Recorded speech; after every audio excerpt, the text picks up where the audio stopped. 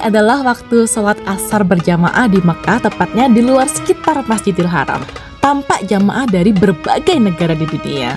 Barisan safnya tidak teratur antara laki dan wanita karena saking banyaknya orang. Pasti ditanya kenapa kok aku gak ikutan sholat, kok malah syuting video? Iya, karena dalam perjalanan ini sholat asarnya sudah aku jamak di waktu duhur. Setelah seharian menghabiskan waktuku untuk jalan-jalan, belanja, dan shopping di Mekah, aku kembali ke hotel untuk beristirahat. Namun tak lama setelah itu, badanku tiba-tiba berubah menjadi lemas. Tenggorokanku sakit tiba-tiba. Kemungkinan besar aku kecapean berat karena aku traveling nonstop seminggu di Arab Saudi. Kurang tidur, tenggorokanku ini tiba-tiba meradang. Aku tepar, badanku sakit dan lemes banget.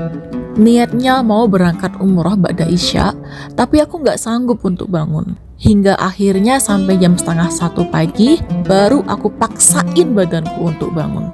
Sekarang jam 12:30 pagi, habis bangun tidur. Ya, aku sekarang lagi mau berangkat umroh. Aku paksa tubuhku ini.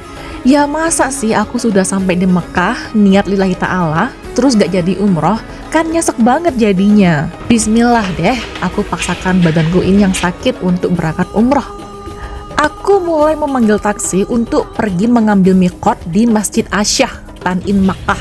Berangkat umroh jam 1 pagi. Ihram termasuk ke dalam tata cara umrah yang harus dilakukan pertama kali sebelum melaksanakan rukun umrah selanjutnya. Sederhananya, sebelum melaksanakan ibadah umrah, kita terlebih dahulu mengawalinya dengan niat. Jadi sebelum berangkat ke Masjidil Haram, aku dimintain dulu buat 1 rakaat niat ibadah umrah. Ini di Masjid Tan'im untuk niat salat rakaat 2 rakaat sebelum berangkat ke Masjidil Haram buat umrah. Udah selesai salat 2 rakaat, sekarang aku balik ke taksi lagi menuju Masjidil Haram. Saat berihram, kita juga harus melafazkan niat untuk beribadah umrah yang dilakukan di miqat, yaitu titik awal ibadah umrah. Aku sendiri bersembahyang 2 rakaat untuk miqat di Masjid Asyah, Tan'im, Makkah. Kesini dari hotelku dekat Masjidil Haram, aku pulang pergi naik taksi.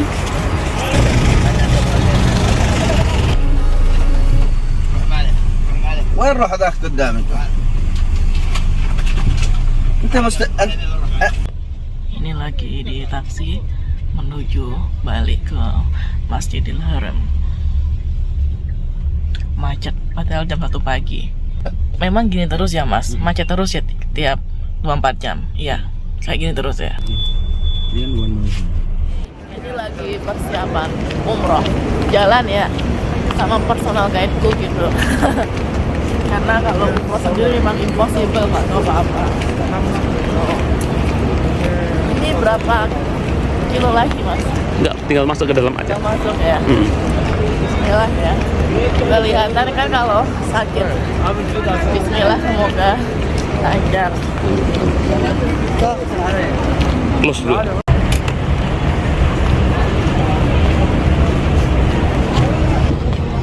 Oke, persiapan masuk. Ya tahu mereka.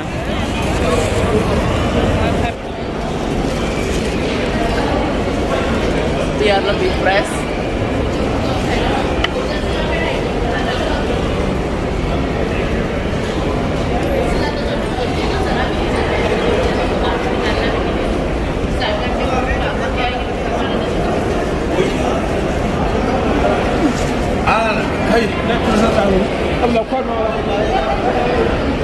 Ini udah masuk. Udah, Mana Ka'bahnya? lurus. Sampai Ka'bah ya mas? Lurus sambil ke kiri. Maklum ya kalau aku nggak tahu bagaimana cara menjalankan ibadah umrah karena memang aku sama sekali nggak ada persiapan. Sebab pada awalnya aku memang sama sekali nggak ada niat untuk umroh seperti yang aku ceritakan di video sebelumnya kan. Aku menjalankan umroh dadakan ini saat sedang menonton Piala Dunia 2022 di Qatar. Ya namanya juga umroh dadakan, gak belajar dulu, aku kerjakan secara spontan, gak tahu tata caranya, dan semuanya aku gantungkan pada pemanduku yang baik hati, Mas Kun. Makasih banyak loh Mas udah digait. Amin. Semangat sakitku berkurang dikit. Oh wow. Oh wow.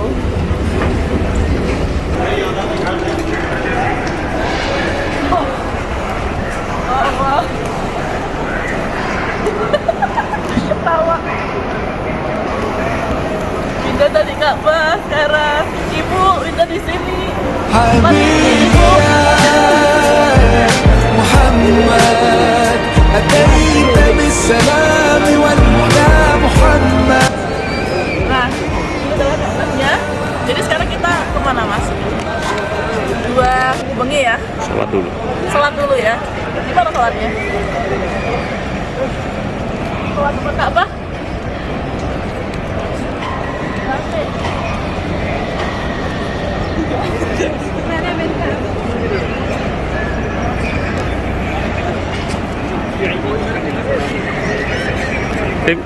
Win, Kok di sini kan?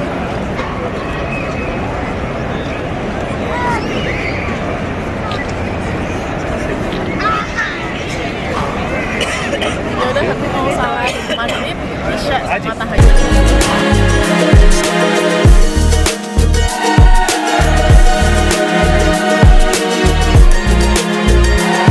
Selanjutnya, lanjut rukun umrah kedua, yaitu tawaf sebanyak 7 kali. Tata cara umrah selanjutnya adalah tawaf. Tawaf merupakan kegiatan mengelilingi Ka'bah sebanyak 7 kali putaran. Untuk memulai tawaf, kita harus berdiri sejajar dan menghadap ke arah batu Hajar Aswad sambil mengucapkan takbir. Setelah itu, alangkah baiknya jika kita bisa mengusap dan mencium batu Hajar Aswad. Tapi berhubung ramai banget suasananya dan umpel-umpelan di sini, karena mungkin ya malam Jumat ya ini, untuk megang Hajar Aswad saja itu susah. Jadi kita juga boleh memberi isyarat berupa lambaian tangan saja. Hal ini dilakukan di setiap putaran tawaf. Saat menjalankan tawaf, kita bisa memulai langkah secara pelan-pelan terlebih dulu. Jadi nggak usah terburu-buru atau ngikutin orang lain.